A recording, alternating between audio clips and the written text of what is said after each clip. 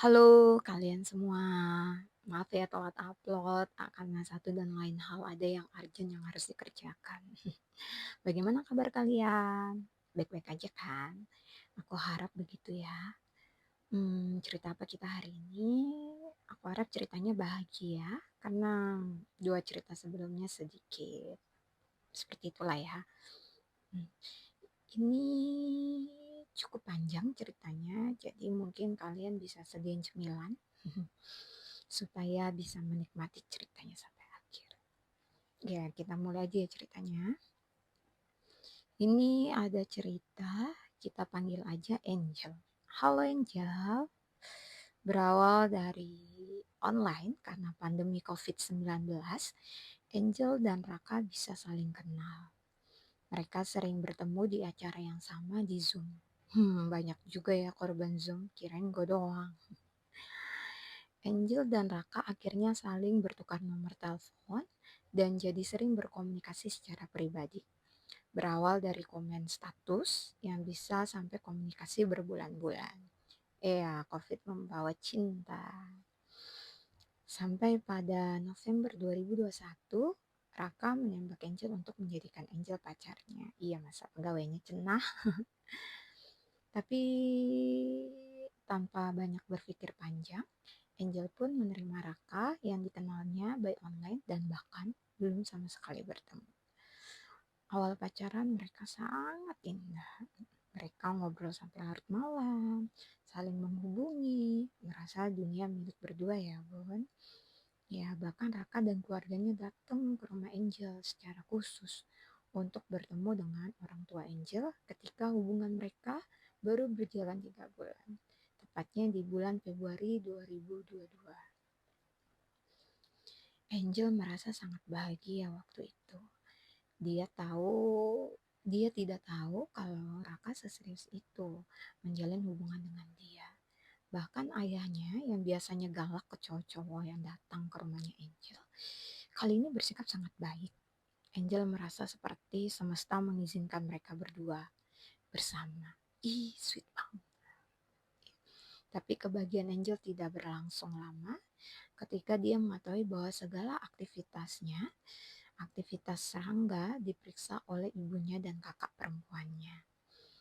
Angel pun merasa tidak terima dengan semuanya karena tidak ada ruang komunikasi antara dia dan Raka secara privasi. Secara tidak langsung mereka berdua seperti dimata-matai. Yang lebih lucunya adalah setiap mereka berantem, ibunya Raka selalu chat Angel untuk telepon dia. Angel, tante mau ngomong bisa?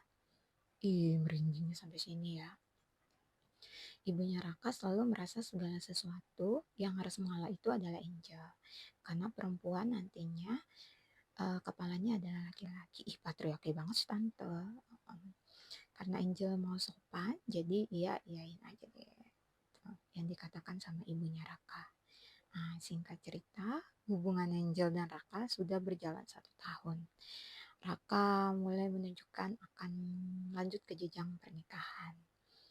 Raka dan keluarganya berkunjung lagi tepat 1 tahun setelah mereka jadian, yaitu bulan November 2022, untuk menentukan tanggal pertunangan mereka.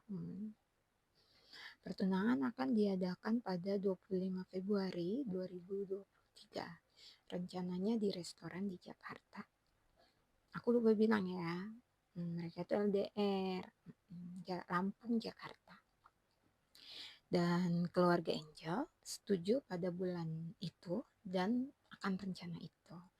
Bapaknya pun menerima maksud baik dari Raka dan keluarganya. Setelah pertemuan itu, akhirnya mereka saling terbuka soal keuangan masing-masing. Dan ternyata tabungan yang Raka punya hanya bisa untuk nikah secara KUA. Tidak bisa untuk acara resepsi dan yang lainnya. Karena Angel anak bungsu, orang tuanya mau dia ada resepsi walau hanya di restoran, tidak di gedung atau di hotel. Raka bilang karena tabungan banyak, resepsinya pakai uangmu aja. Enak banget lo jadi laki, gak ada usaha ya. Angel pun setuju. Akhirnya untuk acara tunangan Di restoran dia yang bayar dan dekorasinya pun Angel yang biayain semua. Pada Januari 2023, Angel dan ibunya pergi ke Lampung untuk mengunjungi Raka dan keluarganya. Mereka di sana wisata ke Pawang. Tapi tanpa disangka-sangka, pulang dari Pawang, kejadian buruk menimpa hubungan mereka. Raka ingin Angel terbuka kepadanya, termasuk kepada siapa aja Angel chat di WhatsApp. Tapi Angel merasa itu melanggar privasinya. Angel pikir bahwa orang yang sudah menikah aja saling memiliki privasi, apalagi yang masih pacaran. Setuju Angel? Jangan mau. Oke, jangan mau. Saat keadaan marah, Raka bilang kepada Angel dan ibunya kalau dia membatalkan pertunangan dia dan Angel pada bulan depan. Pengen berkata kasar. Gini ya, lu laki udah gak keluar duit apa-apa, tiba-tiba batalin pertunangan, lu mah enak gak keluar apa-apa. Nah cewek lu ngotak gak sih gitu ya kan. Ibunya Angel pun sakit hati dengan sikap Raka. Iyalah gitu. Dan minta Angel untuk berpikir ulang tentang pernikahan dengan Raka. Tanpa disangka-sangka, 3 hari kemudian Raka minta maaf akan sikapnya. Dan karena Angel bucin, dia memaafkan Raka dan mengatur ulang pertunangannya. Ih, gergetan. Pertunangan diatur ulang pada Juli 2023 dan pernikahan pada Oktober 2023. Raka bilang keluarganya banyak yang mau datang, tapi belum ada penginapan buat mereka. Jadi Raka minta Angel cari sewa rumah 1 minggu di Jakarta dan Angel yang bayar. Angel sebenarnya nggak mau, tapi karena dia malas berantem, jadi ya udah deh, oke. Sebenarnya kamu capek kan? Ran besti Ran.